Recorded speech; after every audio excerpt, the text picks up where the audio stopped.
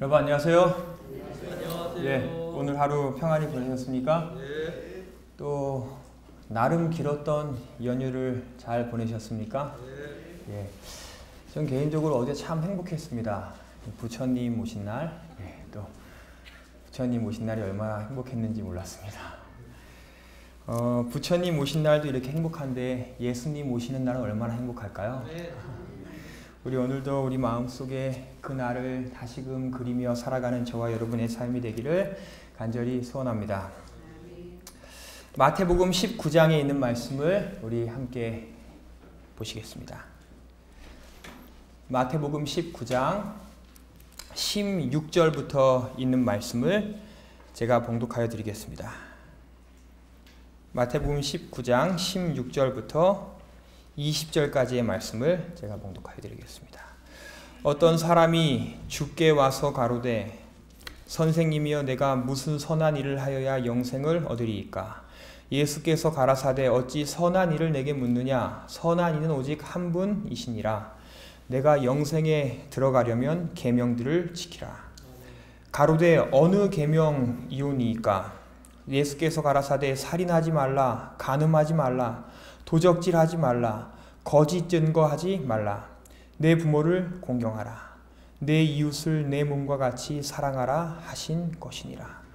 그 청년이 가로되 이 모든 것을 내가 지키었사오니 아직도 무엇이 부족하니이까? 우리 21절과 22절의 말씀은 함께 읽어보도록 하겠습니다. 시작.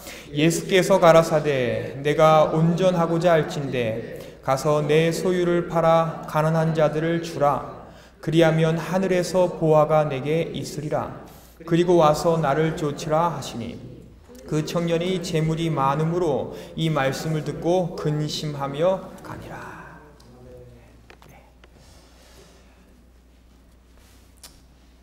이 화요일 저녁에 이곳에 계신 분들이라면 아마 대답하실 수 있을 질문을 하나 드리길 원합니다. 여러분, 신앙이 무엇입니까?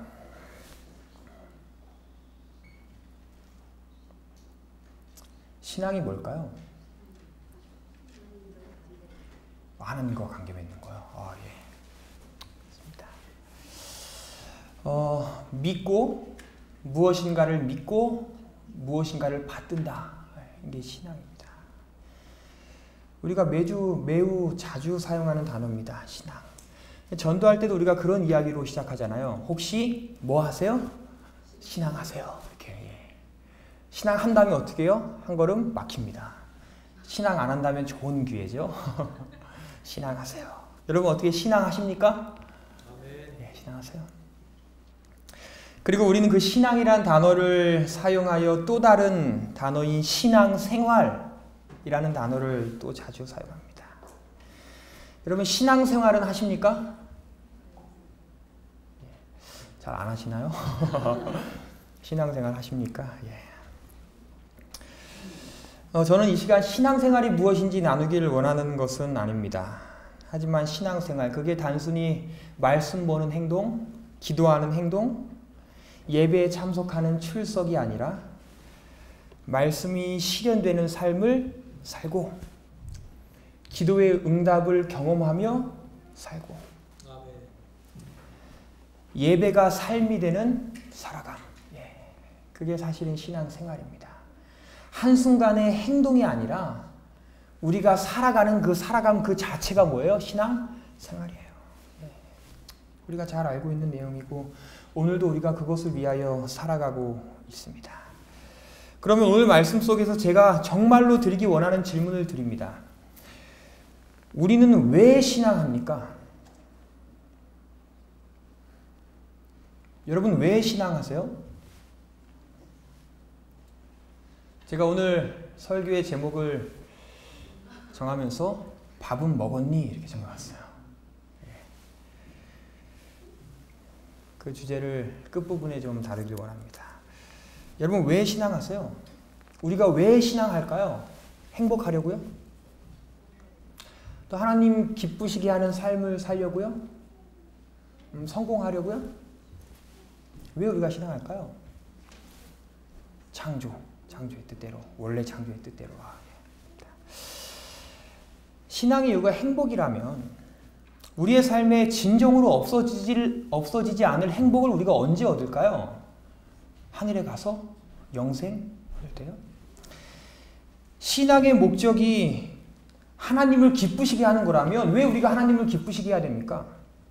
신앙의 목적이 성공이라면 우리가 이 땅에서 얻을 수 있는 성공이 아니라 정말로 우리의 삶에 필요한 성공은 뭘까요? 돈 많이 버는 거요? 우리 자녀들 성공하는 거요?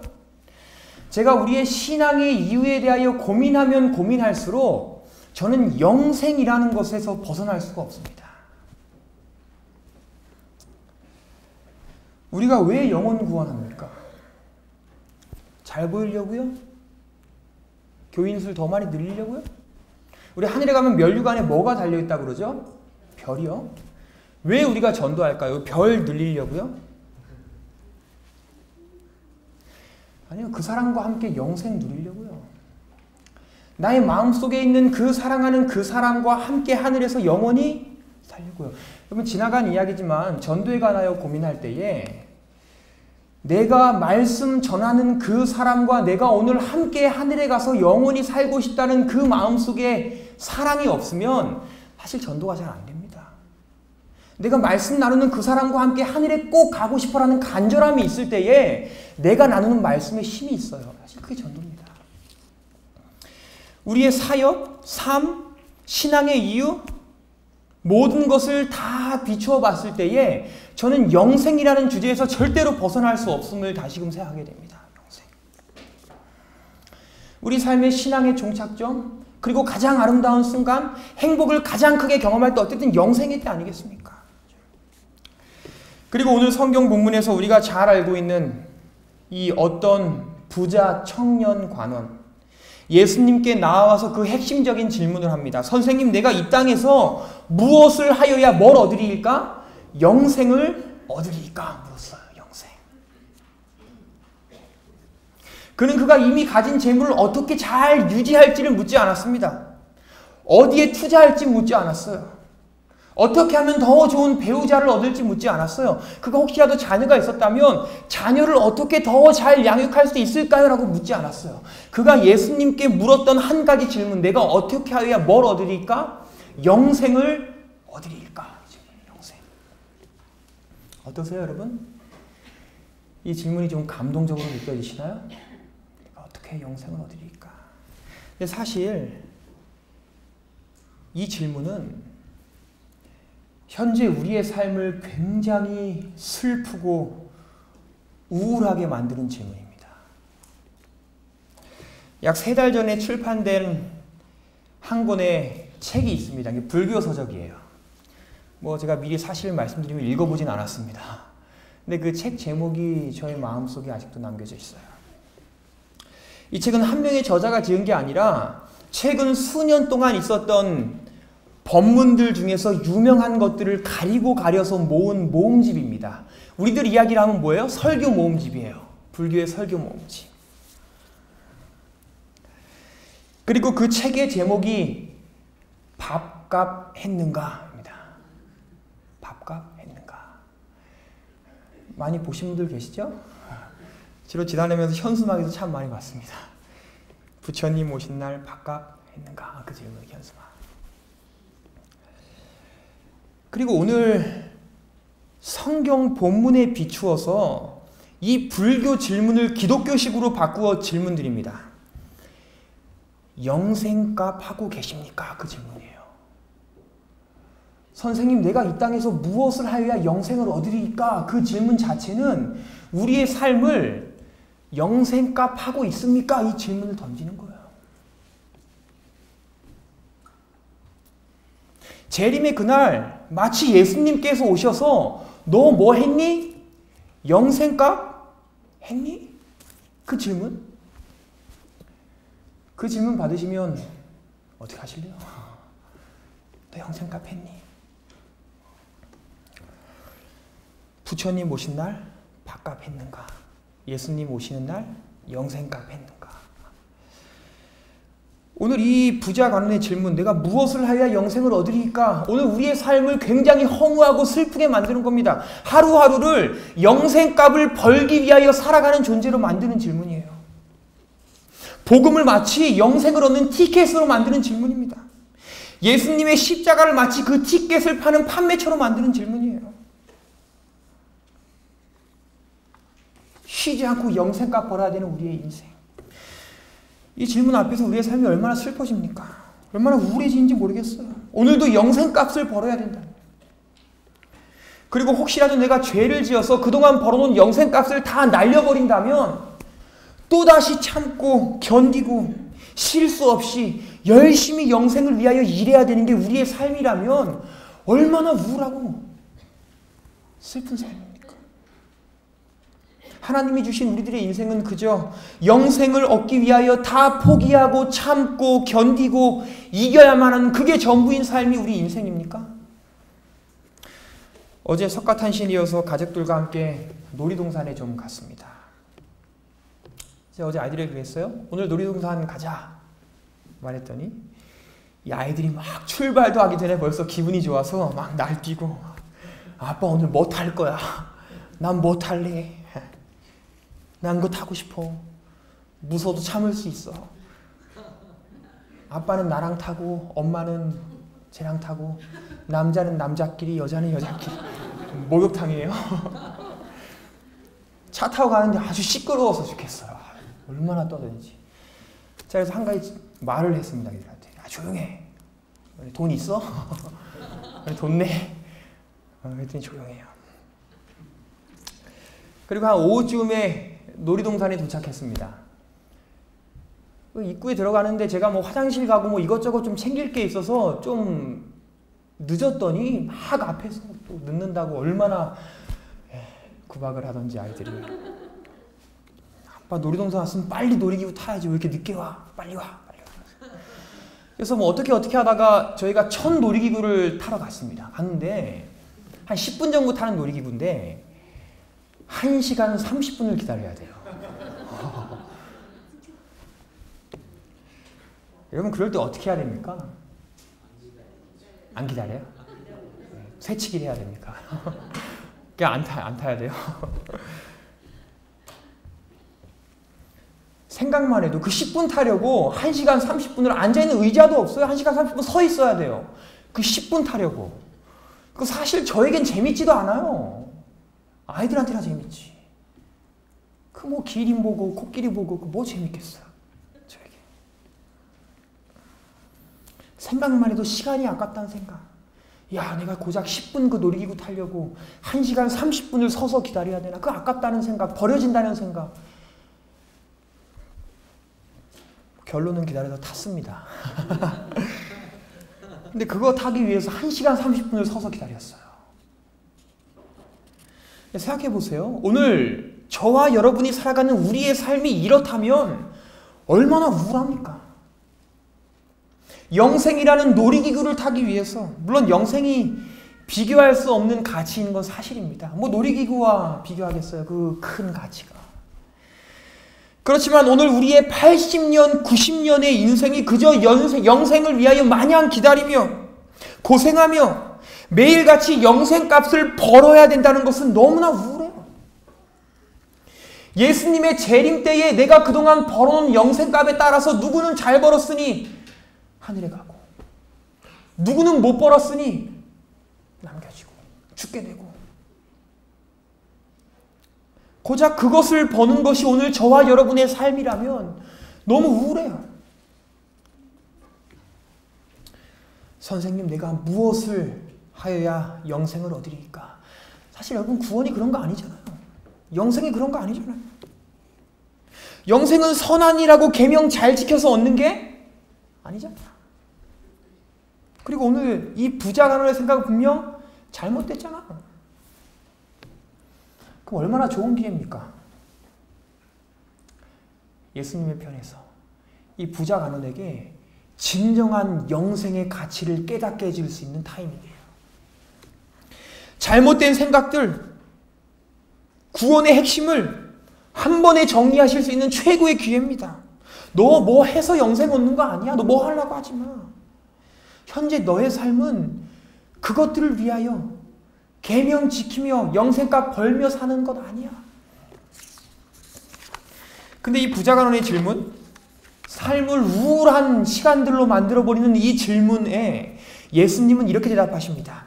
내가 생명에 들어가려면 뭐를 지키라? 계명들을 지키라 그랬어요. 여러분 계명 잘 지키세요? 잘 안 지키세요? 지키려고 노력하십니까? 그럼 왜 지키려고 노력하십니까? 생명에 들어가려고요? 나에게 이미 생명이 있어서요? 예수님 모르실까요? 영생의 핵심? 천국에 들어가는 핵심? 계명 지켜서 가는 것 아니라는 것 모르실까요? 예수님의 말씀, 독생자를 주셨으니 이는 저를 뭐하는 자마다 믿는 자마다 멸망치 않고 뭐를요? 영생을 얻게 하려 하십니다. 예수님 하신 말씀이에요. 모르셨을까요? 다 아셨어요. 근데 왜 예수님은 오늘 계명을 지키라고 이야기하실까요? 뭘 원하실까요? 이 이야기를 통해서. 왜 젊은 부자 관원의 삶에는 잘못된 구원의 방법을 알려주시고 오늘 저와 여러분, 그 말씀을 읽는 저와 여러분의 삶에 더 혼란만 주실까요? 무슨 말씀하기 원하실까요? 계속되는 말씀에서 예수님의 계명에 관한 대답을 듣고 관원이 다시 질문합니다. 선생님, 그러면 어떤 계명입니까? 이렇게 질문했어요. 유대 전승에 의하면 구약의 첫 5책에는 613개의 계명들이 있습니다. 많죠? 613개. 그 중에서 248개는 긍정적인 계명이에요. 뭐뭐 해라. 나머지 365개는 부정적인 계명입니다. 뭐뭐 하지 마라. 그래서 이걸 가리켜 우리의 몸에는 248개의 뼈가 있고 365는 우리가 살아가는 1년의 시간들이에요. 248개의 뼈를 가진 인간은 매일같이 365일의 날들 동안 613개의 계명을 지키며 살아가야 된다라고 유대 전승엔 기록되어 있었고 그렇게 가르치며 살아왔습니다. 그러니 질문하는 거예요. 선생님, 어떤 계명입니까? 그리고 그 당시에는 영생과 관련되어 있는 계명이 있고 영생과 무관한 계명이 있었어요. 어떤 계명들은 어겨도 영생을 잃지 않고 그 중에 어떠한 계명들은 어기면 영생을 잃는다고 랍비들은 가르쳤습니다. 그래서 질문하는 거예요. 선생님, 어떤 계명입니까? 영생과 관련 있는 계명이. 그거 물어보는 거예요. 예수님이 대답하세요. 살인하지 말라, 간음하지 말라, 도적질하지 말라, 거짓 증거하지 말라, 내 부모를 공경하라, 내 이웃을 내 몸과 같이 사랑하라 하신 것이라. 우리가 잘 아는 것처럼 십계명은 10개지만 두 부분으로 나뉩니다. 첫 번째 부분은 하나님과 인간, 두 번째 부분은 인간과 동료 인간들 사이의 계명들이에요. 그리고 예수님께서는 뒷부분에 관하여 집중하셨어요. 근데 뒷부분에 6개의 계명들을 다 이야기하지 않으시고 의도적으로 한 가지 계명을 빠뜨리셨어요. 그게 뭐예요? 마지막 계명, 탐심에 관한 계명입니다. 드렸어요. 그 5개만 이야기하셨어요. 그 얘기를 듣고 이 청년 관원이 이야기하는 겁니다. 그 청년이 가로되 이 모든 것을 내가 지키어 싸우니 아직도 무엇이 부족하니이까? 여러분, 이 대답을 어떻게 생각하세요? 화입 부인의 증언을 읽어드립니다. 그리스도께서는 이 청년에게 이끌리셨다. 이것은 내가 어려서부터 다 지켰나이다 라고 한 그의 확언으로 이 청년의 성실함을 아셨다 이랬어요. 사실 그 뒤가 중요합니다. 구주께서는 마음의 헌신과 그리스도인다운 선행의 필요를 깨달을 수 있게 해줄 분별력을 그의 마음속에 심어주고 싶으셨다 이랬어요. 먼저 그리스도께서는 그의 계명을 향한 성실성을 다 아셨다고 기록합니다. 그리고 그 뒤가 중요한데 그 주께서는 그 청년과의 대화를 통하여 그에게 한 가지를 꼭 알게 해주기를 원하셨다고 화해부인은 기록해요. 꼭 주고 싶은 게 있으셨대요. 그리고 그건 그리스도인다운 선행의 필요성을 깨달을 수 있게 해줄 분별력이랬어요. 선한 행동의 필요성. 왜 계명 지켜야 되는지, 왜 선하게 살아야 되는지, 내가 왜 남을 미워하면 안 되는지, 왜 안식일을 지켜야 되는지, 왜 나의 부모를 공경해야 되는지, 왜 살인하면 안 되는지, 그 계명을 지킬 필요성을 깨닫게 해주길 원하셨대요. 이 부자 청년이 그럼 안다는 거예요? 모른다는 거예요? 모른다는 거예요. 이 부자 청년은 모르고 있었다는 거예요. 어떻게 알고 있었습니까? 계명을 왜 지켜야 된다고 생각했어요? 뭐 얻기 위해? 영생을 얻기 위해. 그게 잘못됐다는 거예요. 그걸 가르쳐주고 이 청년의 마음속에 새로운 깨달음을 심겨주기 위하여 이 말씀을 하고 계시다는 거예요.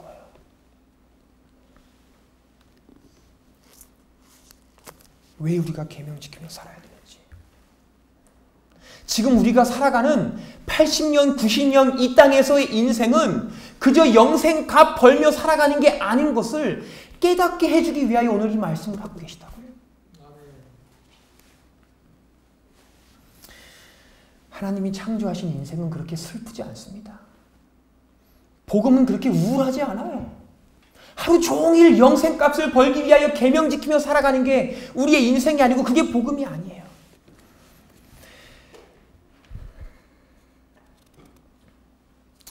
우리가 한 번쯤 들었던 화이트부인의 증언을 하나 더 읽어드립니다. 이것은 외우셔도 좋을 것 같아요. 하늘 170페이지입니다. 만일 우리가 하늘을 보려면 우리는 이 땅에서 천국을 경험해야 한다. 천국은 이 땅에서 시작되는 것이다. 그랬어요. 어제 놀이동산의 경험을 좀 다시금 말씀드리기 원합니다. 솔직한 심정으로 지금 저의 마음속에 남아있는 아름다운 생각은 그 10분 놀이기구 탔던 그 시간이 아니에요. 사실 저는 그거 물론 재밌었지만 저는 크게 재밌지 않았어요. 물론 이 아이가 웃고 행복해하는 모습을 보면서 저의 마음속에도 큰 행복이 있었지만 저의 마음속에 지금 가장 아름답게 남겨져 있는 시간은 그 10분 놀이기구 탔던 시간이 아니라 1시간 30분 동안 이 아이와 함께 이야기 나누고 안아주고 행복해하고 곧 있으면 타게 될 놀이기구 마음에 기대하며 보내고 그게 마음속에 더 기대가 남아요. 그게 마음속에 지금 기억이 나요. 많은 사람들이 영생에 관하여 이야기할 때 누가 영생 얻고 어떻게 영생을 얻을 수 있는지에 대하여만 집중하여 이야기합니다. 그 영생을 얻기 위하여 내가 오늘 계명을 잘 지키고 있는지 영생값을 잘 벌고 있는지만 생각해요. 오늘 우리의 인생이 그렇게 지루하고 우울한 시간이라고만 생각해요. 사랑이 이긴다라는 한 권의 책이 있습니다. 그 책 가운데에서 제 마음속에 남았던 한 글귀가 있어요. 영원한 생명은 단순히 우리가 죽으면 시작되는 것이 아니다. 그것은 죽음 이후에 시작되는 삶이 아니다. 그것은 죽음을 견디고 살아남을 수 있는 생명을 지금 바로 오늘 맛보는 것이다. 그럼 영생은 우리가 하늘 가서만 맛볼 게 영생 아닙니다. 지금 죽음도 이기고 살아남을 수 있는 그 생명을 바로 오늘 지금 맛보는 게 영생이라고요. 오늘 우리는 천국을 맛봐야 합니다. 오늘 우리는 인생의 삶 속에서 하루하루 영생을 맛보기 위하여 살아가고 있어요. 요즘 일주일에 불가능한 시간들을 빼고 되도록 아이들과 함께 잠자리 들기 위하여 노력합니다. 다들 경험하시겠지만 아이들과 이렇게 몸을 부비고 자는 게 제게 얼마나 큰 행복인지 모르겠어요. 요즘엔 오히려 제 처를 제가 구석으로 밉니다. 그리고 제 아이들과 함께 이렇게 부비면서 자요. 그리고 그 저녁 시간 가운데에서 제가 가장 기다리고 행복해하는 시간이 있어요. 아이들과 가족들을 이렇게 불러 모아서 기도하는 거예요. 기도. 돌아가면서 기도합니다. 어떨 때는 아이들이 피곤하면 제가 좀 길게 기도하면 막 저렇게 쳐요. 빨리 하라고. 많은 기도를 합니다. 근데 제가 날마다 잊지 않고 드리는 한 가지 기도의 제목이 있어요. 그리고 저희 아이들도 그 기도를 따라서 해요. 하나님, 저희 꼭 하늘 가게 해주세요. 이렇게 전부가 아니에요. 그 뒤에 꼭 붙이는 말이 있어요. 하나님, 저희 아무도 이 땅에서 헤어지지 않고 하늘 가게 해주세요. 살아서 하늘 가게 해주세요. 저희 가족. 이게 저희 꿈입니다. 제가 유일하게 남길 수 있는 소망이에요. 살아서 하늘 가는 거. 근데 살아서 하늘에 가는 소망으로 기도를 드리면서 이런 생각을 좀 하게 됩니다. 만일 우리가 지금 나의 마음속에 원하는 것, 살아서 어디에 가는 것? 하늘 가는 것. 살아서 내가 죽지 않고 하늘에 가게 된다면, 그게 진짜 실현된다면 우리의 영생은 언제부터 시작일까요? 지금부터예요. 그죠? 내가 오늘 진짜 죽지 않고 하늘에 간다면 나의 영생은, 죽음을 맛보지 않는 영생은 지금 이미 뭐 하고 있어요? 시작되고 있어요. 사랑하는 태림교회 성도 여러분들이시여, 우리 영생의 삶을 지금 살아가게 되기를 소원합니다. 화이부인의 확신에 찬 증언과 같이 날마다 천국을, 그 영생을 맛보는 저와 여러분의 삶이 되기를 간절히 소원합니다. 그 아름다운 맛을 나중 일로, 미래의 일로 절대 미루지 마세요.